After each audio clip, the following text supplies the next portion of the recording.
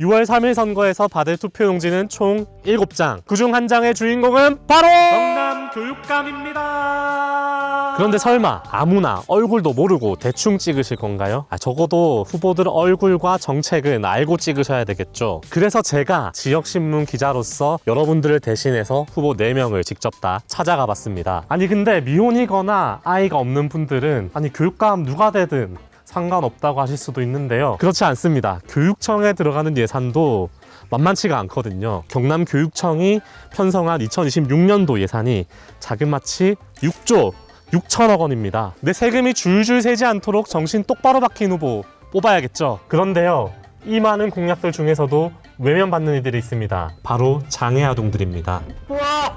장애아동들은 사회적으로 아주 소수자입니다. 한마디로 표가 안 된다는 얘기죠. 하지만 장애아동이 교육에서 소외되지 않는 환경이라면 결국 다른 학생들에게도 더 좋은 교육 환경이 만들어지는 셈입니다. 저희 경남도민일보 기자들이 장애아동 학부모들을 만나 이야기를 직접 들어봤는데요. 학부모들이 제시한 다양한 공약들을 정리해서 경남교육감 후보들에게 직접 찾아가 봤습니다. 과연 후보들은 어떤 대답을 내놓았을까요? 이 영상은 구독과 좋아요로 파급력이 커집니다. 많은 경남도민들의 알고리즘에 이 영상이 닿을 수 있게 구독과 좋아요 한 번씩 부탁드립니다. 첫 번째 공약은 특수학교를 늘려달라는 것입니다. 폐교를 활용해서 특수학교를 만들 수 있지 않겠느냐는 조심스러운 의견도 내주셨습니다. 이 공약에 대해서 네 후보 모두 동그라미를 쳐줬습니다. 특수학교는 일반 학교와 달리 다른 시설이 필요하거든요. 폐교를 활용하더라도 리모델링을 해야 되고 필요하다면 어쨌든 늘려야 되는 건 당연합니다. 경남에 18개 시군이 있죠. 없는 시군 6개가 있어요. 네.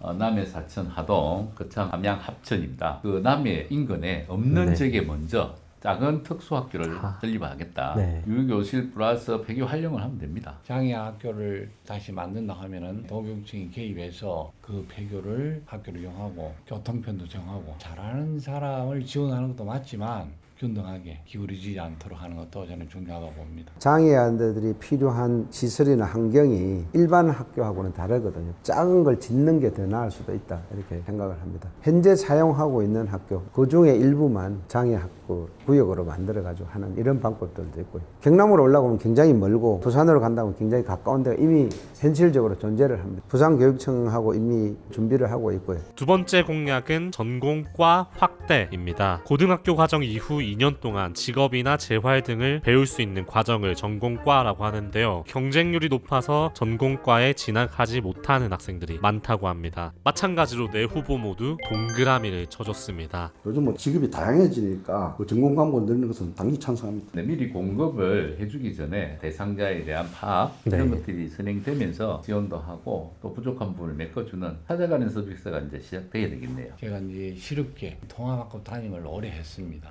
이 아이가 책 깎는 걸 너무 좋아했어요. 지금 어디 있냐면은 통일산업이라고 아직도 근무하고 있어요. 정말 간단한 일만 그런 일을 시키려고 하는 경향이 있죠. 전문가를 확대하는 저는 매우 적극 동의합니다. 나중에 사회에서 제대로 된 역할을 할 수 있도록 하려고 그러면 전공과 확대가 당연히 필요하겠죠. 세 번째는 특기적 성비 가맹학원 분야 확대 그리고 가맹학원 관리입니다. 장애아동 학부모님들께서는 이 특기적 성비 가맹학원으로 등록이 돼 있으면서 실제로는 학생을 받아주지 않거나 학생을 중도 포기하는 그런 사례가 많다고 했습니다. 이 학원의 분야도 한정적이라는 이야기도 들을 수 있었습니다. 네 후보 모두 동그라미를 쳐줬습니다. 좀 더 다양한 전국 교과로 확대해주면 좋겠다는 그런 있는데 그 자체는 불가능하고 국어, 수학 이렇게 하지 않고 언어 영역, 기본 수리 영역으로 해서 확대하는 거는 그 교육을 할 수 있다고 생각합니다. 지금 행정은 속도잖아요. 그래서 그것이 하나의 어플이나 앱으로 유지되면서 관리가 돼야 됩니다. 두 가지를 봐야 되겠죠.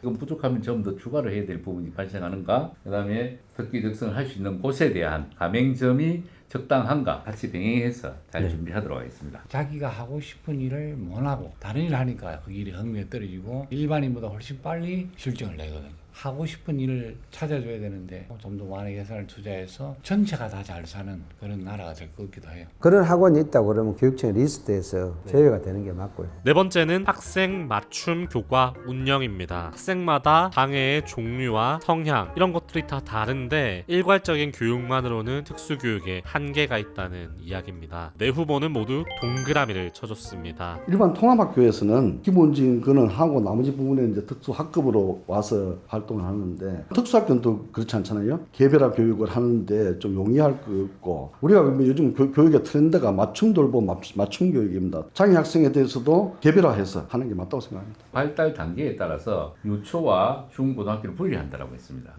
유초에는 감각교육이라든지 이런 교육이 선행돼야 되는 거잖아요. 중고등학교는 아예 준비하는 시스템으로. 그래서 이제는 분리할 때가 됐다. 자기 반에 소속감을 많이 느껴야 돼요. 그래서 내가 이 반에서 뭐 열심히 하고 있다. 그래서 좀 더 많은 선생님들이 지원이 돼야 되는데 이제 재정과 연결이 되고 일부는 교육청 재정도 있고 도에서 지원되는 것도 있고 교육부에 지원되는 것도 있거든요. 그런 것들을 잘 조정해서 이런 부분을 신경을 써야 된다. 교사 1인당 학생 수가 조절을 해주는 게 굉장히 중요해요. 아주 중증 장애인들은 1명 내지 2명 이런 식으로 하게 되면 훨씬 더 잘 할 거라고 보고 있고요. 장애아동 정책에 대한 후보들의 생각 이렇게 정리할 수 있습니다. 후보들의 답변 여러분들은 어떻게 생각하시나요? 저희 경남도민일보는 선거가 끝난 후에도 끝까지 지켜보겠습니다.